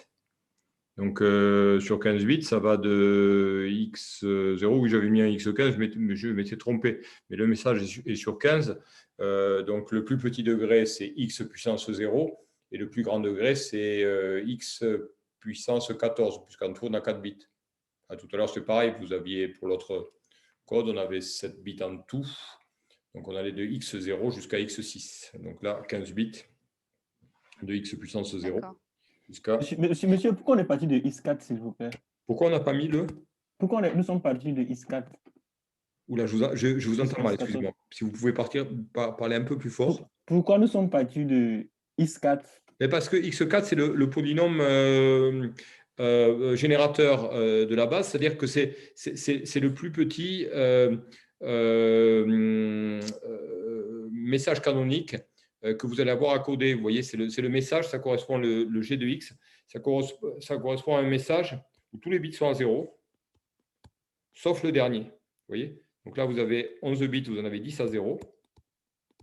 Et vous avez le dernier qui est 1. Donc ça correspond à coder simplement donc un message où tous les bits de poids fort sont à 0, sauf le dernier. OK, maintenant, monsieur, comment vous avez trouvé les 4 derniers bits, s'il vous plaît? Alors, les 4 derniers, ceux-là 0, 0, 1, 1. Non. Mais ça, c'est G de x. Parce que là, ici, j'ai G de x. Vous voyez le polynôme, voilà, ça correspond à mon nombre qui serait égal à G de x multiplié par 1. Donc, les 4 derniers, on a x4. Donc, le x4, c'est le 1 que j'ai là. Et ensuite, j'ai 0, 0. Et le x plus 1, c'est les 2 bits que j'ai à la fin. D'accord? D'accord, OK.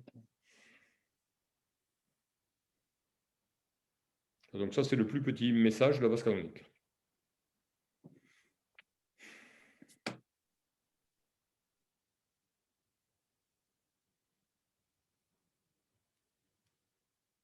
Voilà, alors, je code donc voilà, pour mon message à coder. Je vais faire une combinaison linéaire. Alors, une combinaison linéaire, ici, vous avez x.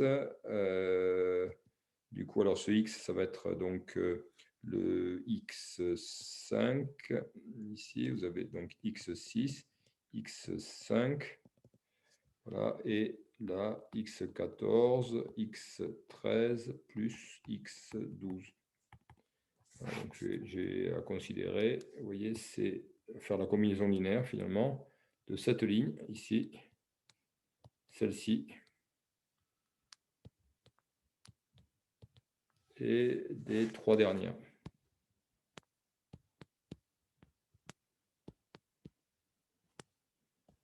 Voilà, si je fais ça, j'ai mon code. Alors, vous voyez donc le message à coder. Donc, le message codé. Donc, le mot code. Je fais la somme. Modulo 2. Alors, vous voyez, pour le premier bit, 1 plus 1 plus 1, 3 fois, ça donne 1. Plus 0 et 0. Ça, le dernier bit vaut 1. Le bit, donc ça c'est le bit de poids le plus faible. Celui de poids immédiatement supérieur, 1, plus 0 plus 1, ça donne 0. Pour celui à x2, x carré, donc 1 plus 1, 0. 1 plus 1 plus 1, 0 aussi. Ensuite, pour le... 0, 0, 0, 1. Voilà, pour le x3, donc ça fait, vous me dites, ça fait 0, c'est ça? C'est ça, voilà. Et puis après, je continue. Vous voyez, Oui. donc après, j'ai les bits du message lui-même. Donc là, voilà, c'est mon message. Donc, Et donc là le plus important, c'est d'avoir, là, j'ai la séquence de contrôle qui est associée au message. Donc après, j'ai le message en clair. Donc je retrouve le message de départ. Donc votre message de départ, ça va être 0. Vous voyez, vous avez 0. Mince. Voilà, donc 0. Puis 1 et 1. Ensuite, vous avez combien? 5 0. Voilà, et puis 3, 1. Vous voyez, on retrouve le message et la séquence de contrôle. Donc là, le mot code, c'est tout ça. Hop. Donc là, je retrouve le message en clair. Ici, et la séquence de contrôle. Donc la séquence de contrôle. Et ensuite, ici, le message en clair.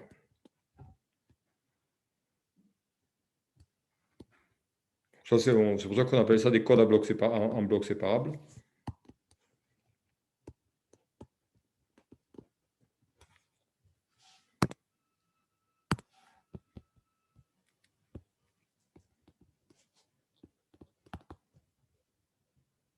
Et là, la séquence de contrôle. D'accord?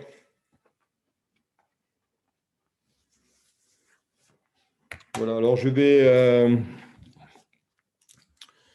là, on va pour terminer sur ça, et puis après on passera à autre chose. Voilà, on va prendre des messages dans la base. Donc je vais...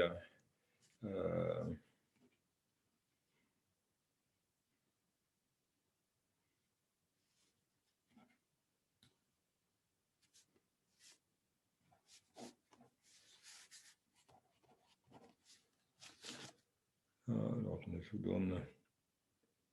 Donc là,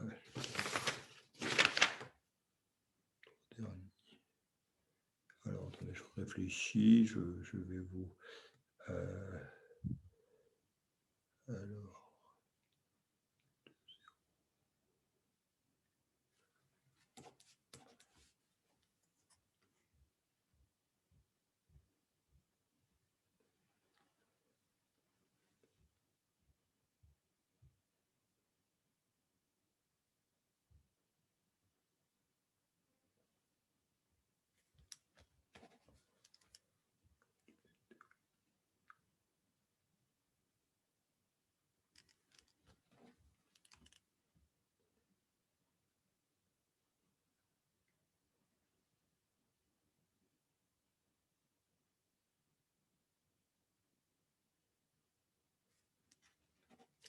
Hein, alors le premier, vous allez contrôler, donc on reçoit les messages suivants.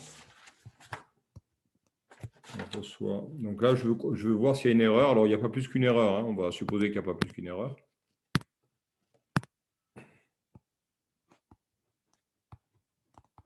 Et vous devez contrôler s'il y a une erreur ou pas dans le message. Donc vous voyez, donc là, je reçois le message suivant.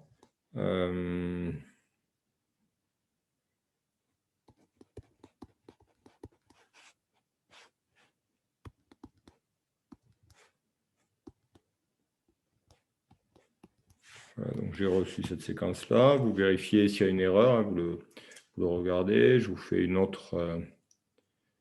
Je vous fais un autre.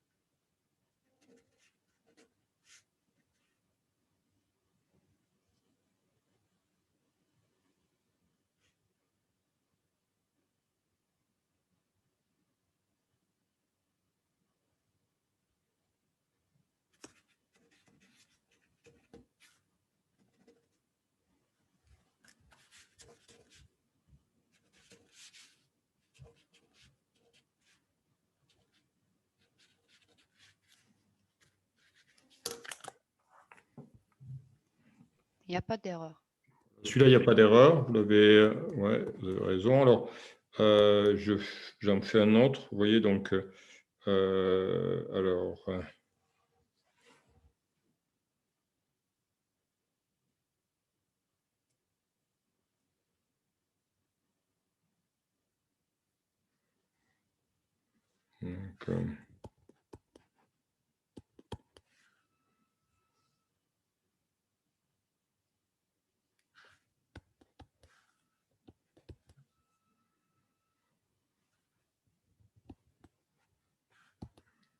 donc, euh, euh, voilà.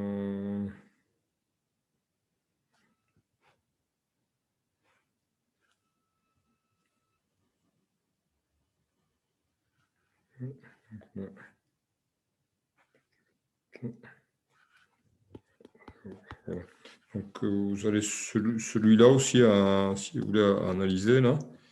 Voilà. Alors, est-ce que tout le monde a compris pourquoi ici, il n'y a pas d'erreur?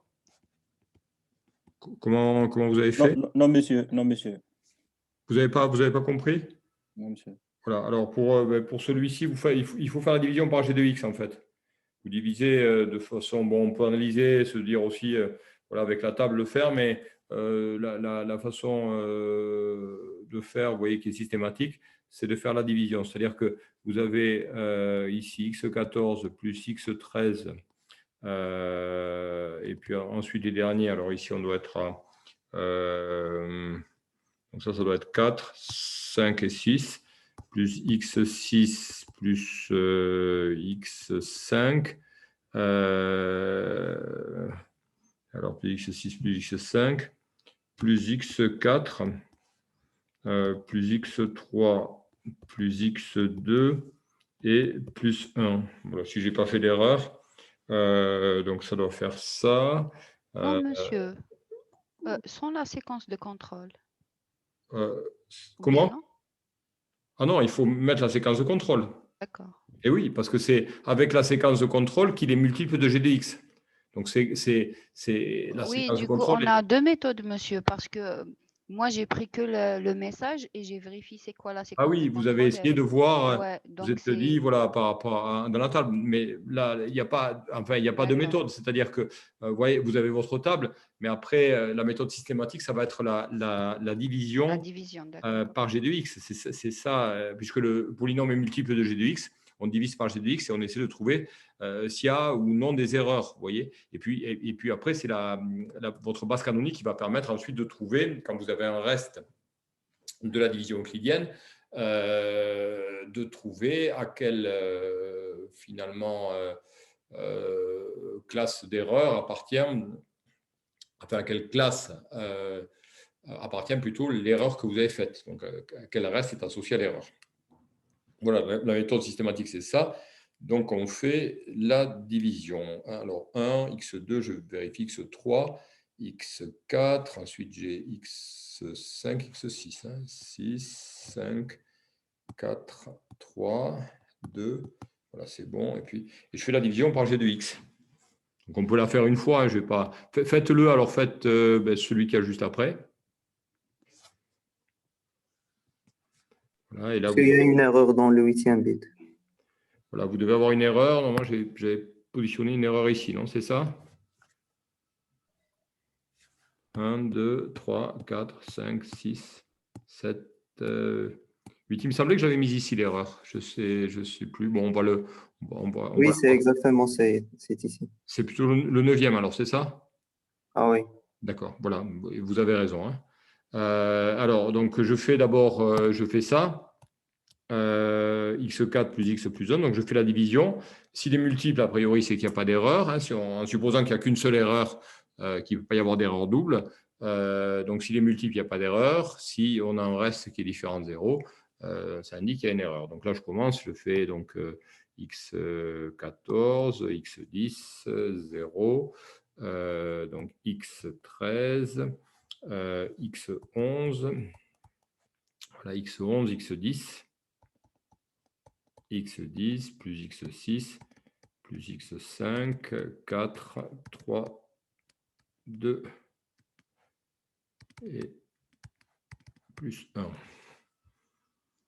Voilà, ensuite, on continue la division. Donc, x9.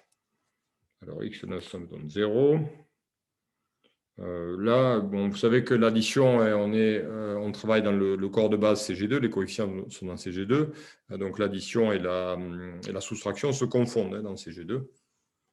Voilà. Donc, ensuite, x11, x10, ça vaut 0. Puis, j'ai x9, puis x6, plus x5, plus x4, plus x3, plus x2, plus 1.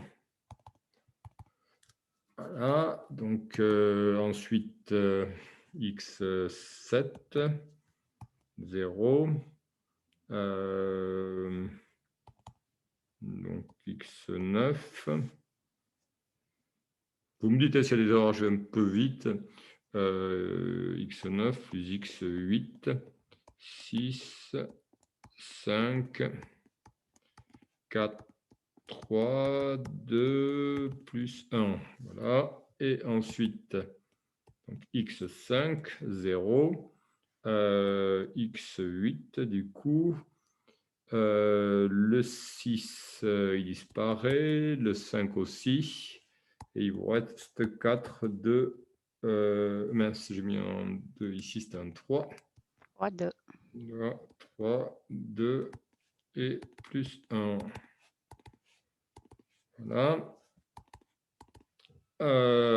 Et ensuite le 4. 4, ça donne 0. 0, 0.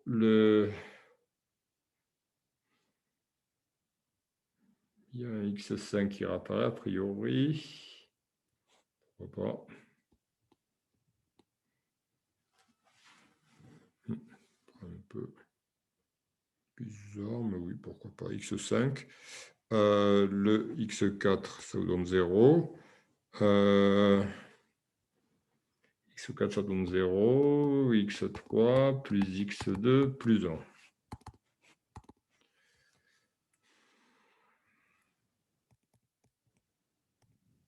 x, 0. x3 plus 1. Alors, x3 plus x plus 1. x3, oula, ça ne me fait pas un reste égal à 0, ce qui m'étonne un petit peu. Ça veut dire qu'il y a une erreur? Non, j'ai dû me planter dans la division. Puisque ça me fait x3. Ouais, non, je pense qu'il y a une petite erreur quelque part que je n'ai pas vue. On doit trouver normalement 0, on reste égal à 0. Donc ça, c'est... voilà, on devrait avoir un reste égal à 0 ici.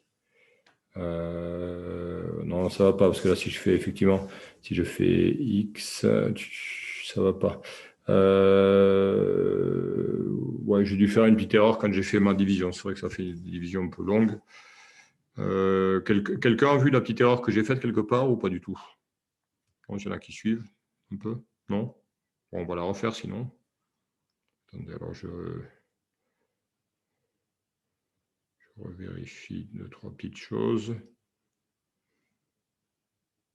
Il faut dire j'étais... Je vérifie juste quelque chose. Hop là. Donc la séquence de contrôle, je l'ai là. Ah non, ici plutôt. Non, juste 4. Ouais. Donc là, j'avais un 1. Attendez, je vais juste vérifier un truc. Ma séquence de contrôle, je l'ai ici. J'avais dû faire donc les 2 premiers et les 3 derniers. Je revérifie.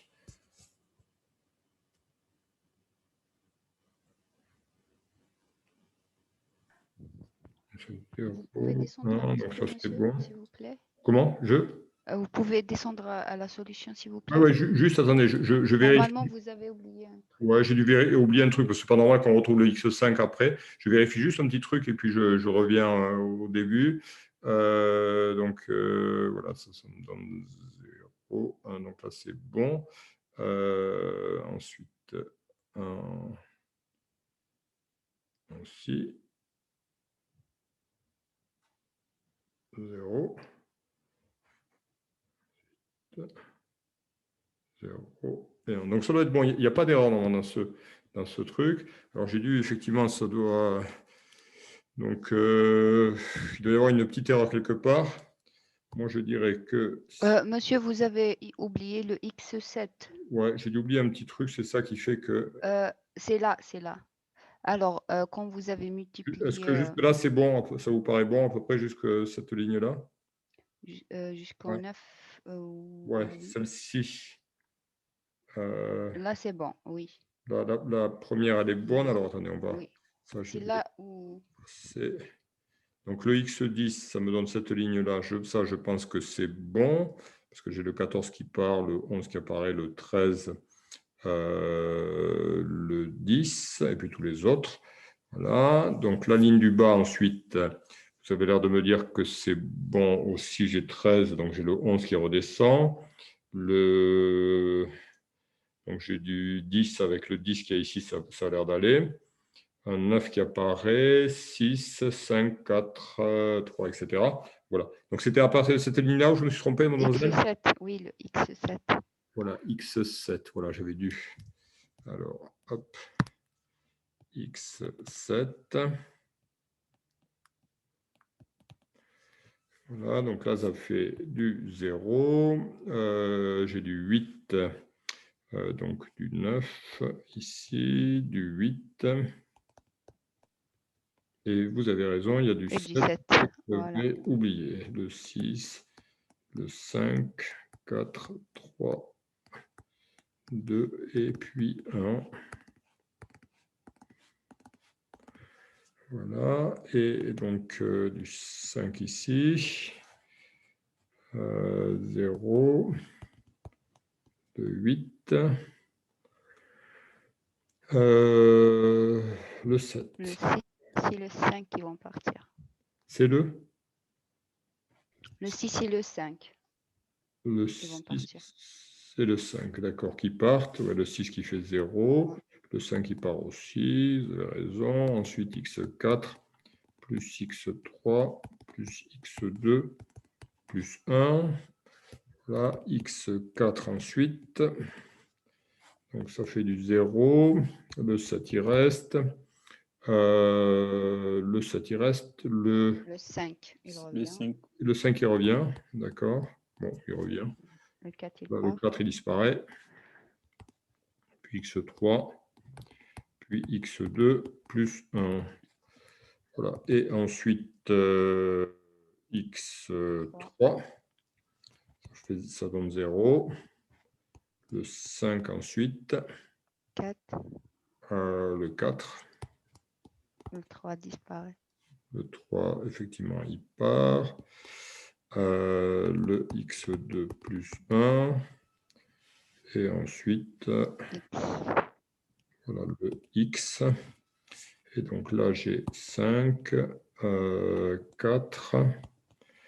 Et X 1. Le 2 pas. Et 1. de part, voilà, x et 1, c'est bon.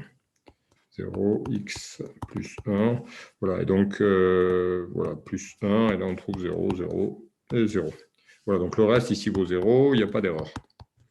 J'ai pris un exemple, effectivement, il s'avère que ça fait un peu long, il y a des trucs qui sont plus simples. On va faire un dernier, peut-être le… Ouais, on arrêtera là, parce que malgré tout, je n'avais pas prévu. Monsieur, on peut faire avec celui-là, avec l'erreur. On peut faire avec? Avec le code à erreur. Avec une erreur, c'est ça? Ouais. Avec une erreur, celui-ci, vous allez voir, votre camarade a trouvé qu'il y avait une erreur. Donc, a priori, ici, on va voir. Là, donc là, il n'y a pas d'erreur.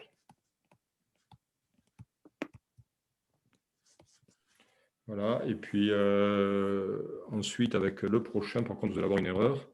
Alors, le prochain, c'est du 14, 13, 12. 12, 11, 19, 8. 8, 4, 3, 2. 8. Ensuite, 4, c'est ça, vous me dites? 3, 2. 4. X, ça doit être plus facile, à mon avis, à calculer. Et on divise par x4 plus x plus 1. Voilà, donc là, 8. 8, ça donne du 0 ici. Du x9, le x8 disparaît. x4 plus x3 x2, et donc plus 5, ici x5, 0, x6, x6 plus x5, plus x4, plus x3, plus x2. C'est bien 2. Ici, ensuite x5. On vous entend très mal. Alors, là, j'entends pas bien. Il y a des Donc là, j'ai du micro-coupures. x3 plus x2, le x4 ici qui descend. Le x3, ça vaut 0, et le x2 aussi, il vaut 0. Donc, on doit voir voilà, du x5, voilà, et ensuite, là, j'ai un 0. Et ensuite, pour terminer, donc un x, et donc là, ça vous donne 0. Ensuite, ça aurait été bien que le x4 il descende. Alors, x4 ici, x4. Monsieur, vous X2, pouvez descendre un petit peu plus x. l'écran, s'il vous plaît? Oula, j'entends pas bien. Je pense qu'il y a un petit problème. Vous écoutez, je vous entends très très mal. Oui, Monsieur, nous, on vous entend mal aussi. Il y a des vous coupures. m'entendez mal aussi? Ouais. Alors, attendez, on va voir ce qui se passe. Hop, je vais. Ouais, là, j'ai. Ouais, le système ressources faibles. Alors, qu'est-ce qui se passe? On va faire une petite pause.